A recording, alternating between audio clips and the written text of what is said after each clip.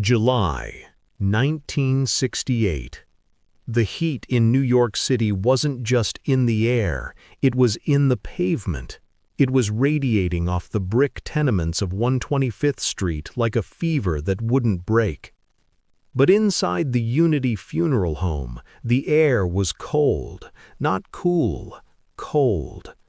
It was the kind of unnatural chill that settles into a room when a fire that has burned for 40 years is suddenly, violently extinguished.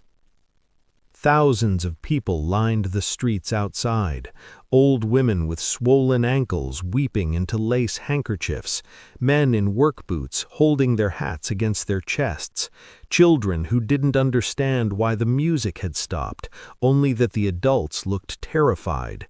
They were there to mourn a man, but inside the parlor, in the back rooms where the public wasn't allowed, the men in the three-piece suits weren't mourning, they were calculating. There were Italian men from Pleasant Avenue, their eyes darting around the room, checking the exits, checking the faces of the young black lieutenants standing against the wall. There were police captains in plain clothes, sweating through their shirts, wondering if the envelope that arrived every first of the month would still come. And there were the young wolves, the ones who had been waiting, the ones who had been watching the old lion limp for years, sharpening their teeth in the shadows.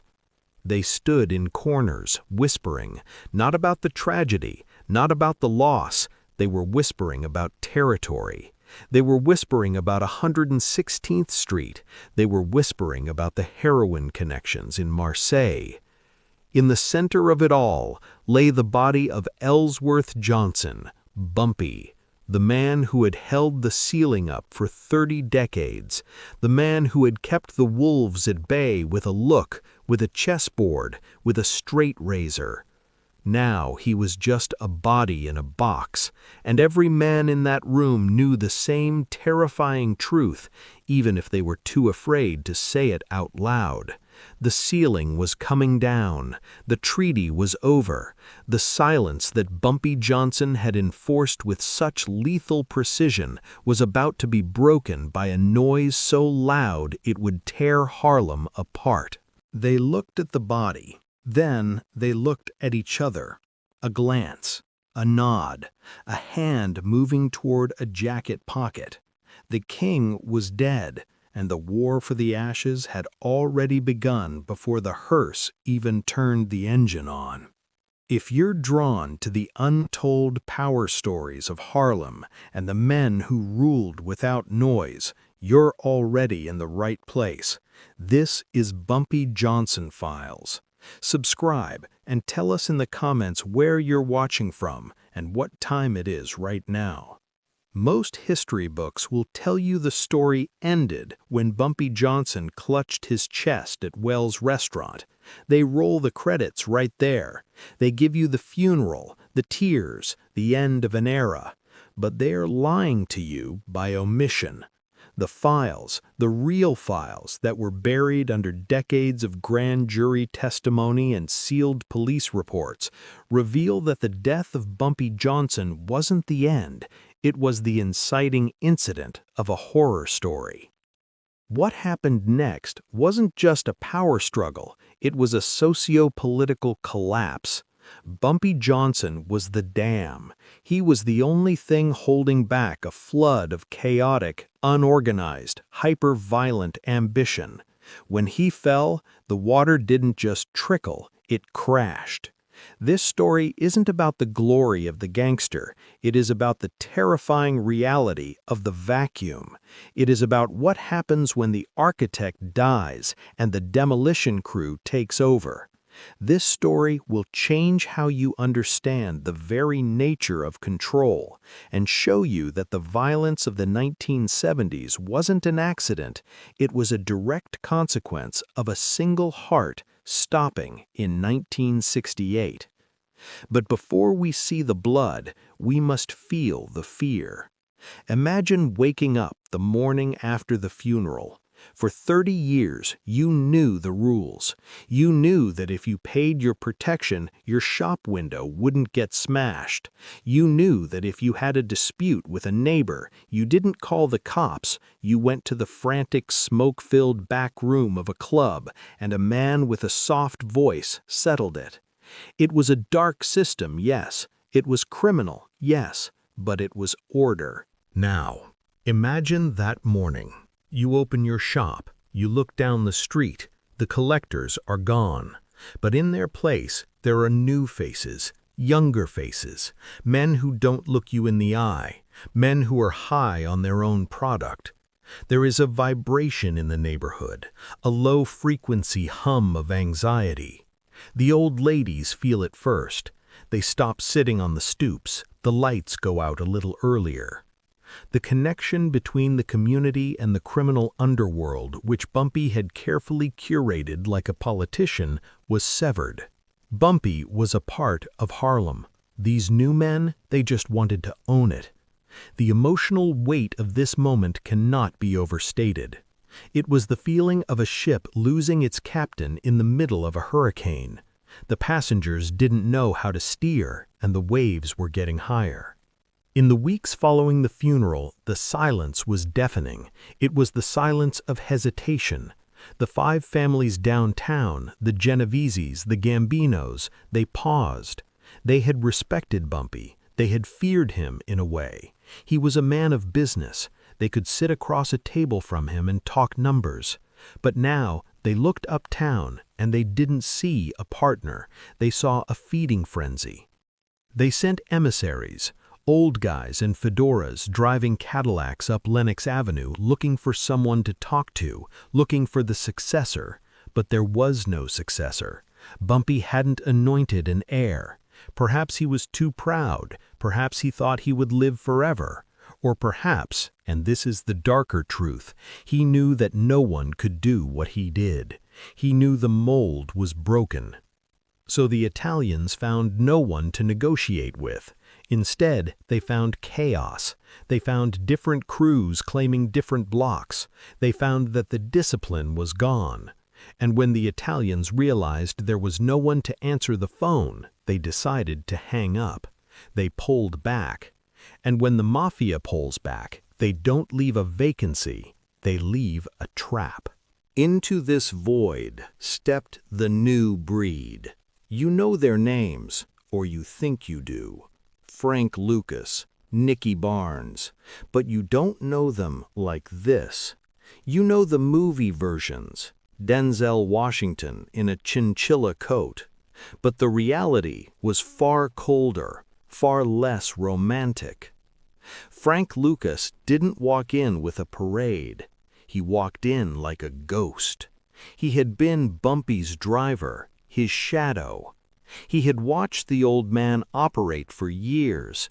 He had learned the silence, but he hadn't learned the restraint. Bumpy used violence as a last resort. Lucas viewed it as a first option.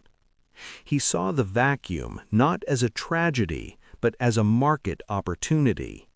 He looked at the chaos and he saw the flaw in Bumpy's system.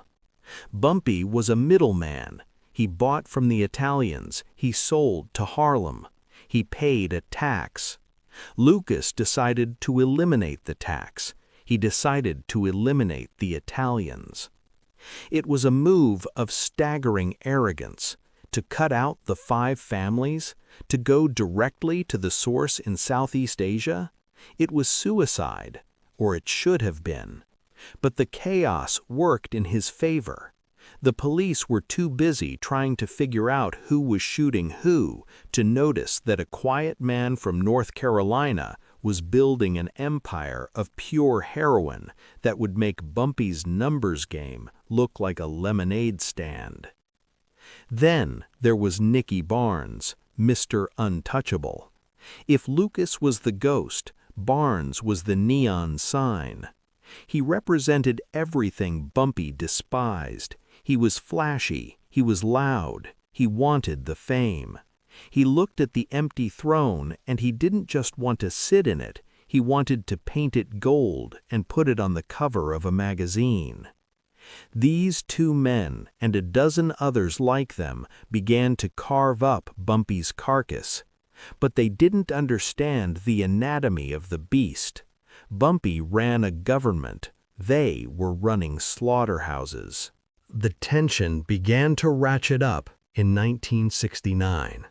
The bodies started dropping. Not the clean professional hits of the 40s and 50s. These were messy, public, daylight shootings on crowded corners.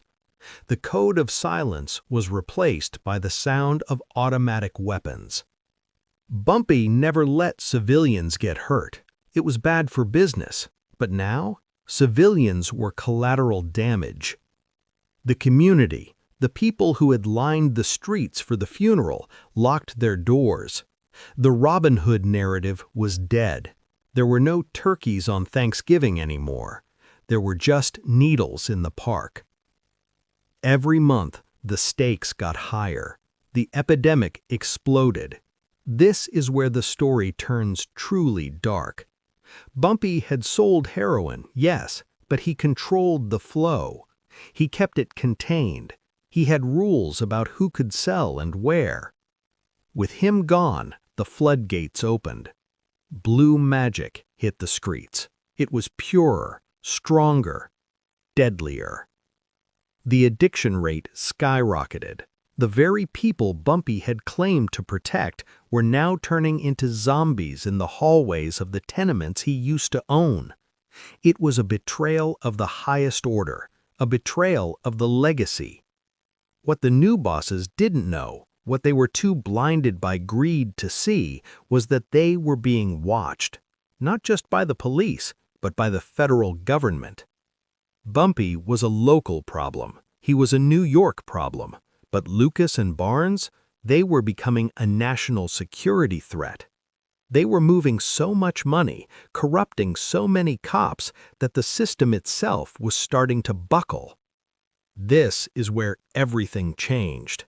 The formation of the Special Narcotics Units, the RICO statutes. The government realized they couldn't fight these men with beat cops. They needed a new kind of war. Bumpy would have seen this coming. He would have sensed the shift in the wind. He would have pulled back, gone underground, quieted the noise. But the new kings, they turned the volume up. They taunted the law. Barnes posing for the cover of the New York Times magazine. It wasn't confidence. It was hubris. It was a death wish. The payoff, the moment the hammer finally fell, wasn't a shootout. It was a slow, suffocating encirclement. The feds didn't just kick down doors, they turned the lieutenants. They used the lack of loyalty against the bosses. In Bumpy's day, you didn't rat because you loved Bumpy or because you respected him. In the 70s, there was no love. There was only money. And the feds had more years to offer than the bosses had cash. The twist, the quiet, dominant realization that hit Harlem in the mid-70s was that the golden age of the black gangster was a myth. It was a brief window of time carved out by one man's genius. Once he was gone, it didn't evolve, it devolved. The Italians didn't lose Harlem. They just stepped back and watched it burn itself out. They watched Lucas and Barnes destroy each other, destroy the neighborhood, and bring down the heat of the entire U.S. government. And when the smoke cleared, when Lucas was in cuffs and Barnes was turning informant, the Italians were still there, quiet, patient. They realized that Bumpy Johnson wasn't their enemy. He was their best employee. He was the manager who kept the store running. Without him, the store went bankrupt. The legend of Bumpy Johnson grew in the aftermath, not because of what he did when he was alive, but because of how bad things got when he was dead. The old-timers on the street would shake their heads when they saw the junkies nodding out on 125th. They would say, Bumpy never would have allowed this. It turned the criminal into a saint. It washed away the blood on his hands and replaced it with a halo of order. He became a symbol of a time when there was honor among thieves. Whether that honor was real or imagined didn't matter. The memory of it was enough. The rules had permanently changed. The era of the single dominant king was over. Harlem would never again be ruled by one man. It fractured into blocks, into crews, into chaos. The centralization of power died in that coffin in 1968. And so we are left with the final truth, a heavy, uncomfortable realization about the nature of power. Control is not about force, it is about gravity. Bumpy Johnson had gravity. He pulled everything toward him and held it in orbit. When a star dies, it doesn't just fade away, it collapses, and that collapse creates a black hole that consumes everything around it. Bumpy Johnson didn't just die, he took the world with him.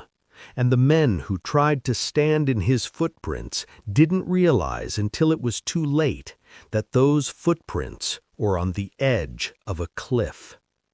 This is Bumpy Johnson Files. Subscribe for the stories history tried to bury.